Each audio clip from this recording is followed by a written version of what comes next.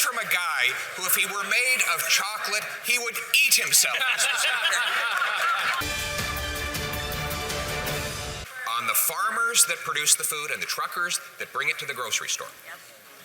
How much will that tax increase add to the monthly cost of groceries for the average Canadian family? How much? Right Honourable Prime Minister. What Canadians know clearly is the inaction by a decade of a Conservative government and the continued resistance of Conservatives to take action on fighting climate change is costing them incredible amounts. How many homes have been lost in Nova Scotia? How many people affected and evacuated across Alberta? How many people in the Northwest Territories affected now? In New Brunswick? People in Central Canada worried about forest fires coming there in the coming weeks and months. The reality is extreme weather events are getting more and more expensive for Canadians, which is why we need to continue to lead on climate change while supporting Canadians. The Honourable Leader of the Opposition. Mr. Speaker, all of those things have happened with this carbon tax in place. This carbon tax has done nothing to reduce emissions, let alone to stop storms and other weather events. So that is nothing more than another act from this Prime Minister. Let's get back to the question. My question was very specific.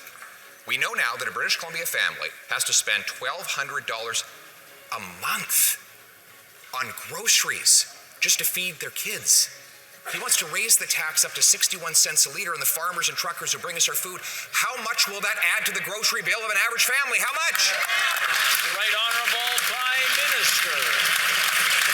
Here's the problem with the Leader of the Opposition. He is in love with the sound of his own voice and his own attacks, but he doesn't actually check the facts.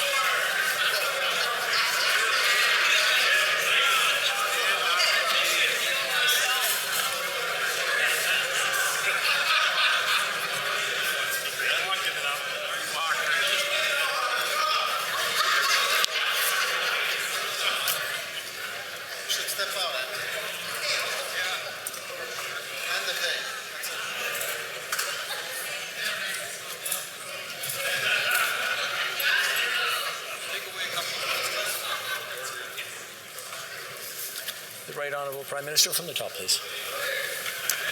Mr. Speaker, here's the issue with the Leader of the Opposition, who's so in love with the sound of his own voice that he doesn't actually check the facts.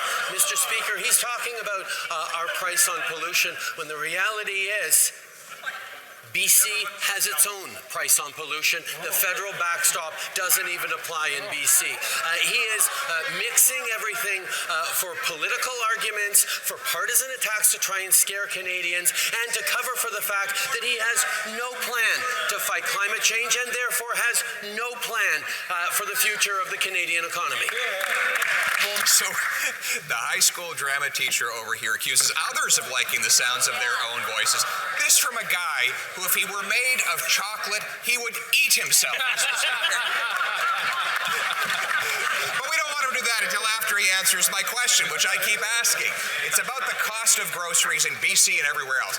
Now, he's right. The NDP has already put in a carbon tax there, but he wants to force them to increase it by almost 40 cents to 61 cents a litre, a federally imposed tax by the costly coalition of the Liberals and NDP. How much will it add to the cost of groceries for the average family? How much?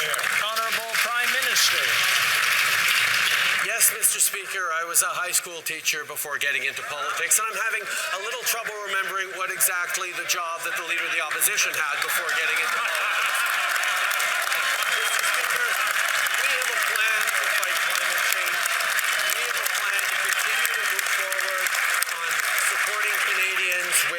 Grocery rebate, with a growing economy, with great middle-class jobs. We're delivering health care supports for Canadians from coast to coast to coast, delivering dental care that has helped 300,000 kids access dental care over the past number of months, including 1,100 in his own riding. Mr. Speaker, we will continue to be there for Canadians. Honourable Leader of the Opposition. Yes, and he left right in the middle of the semester, and I'm having trouble remembering why. Now, Mr. Speaker.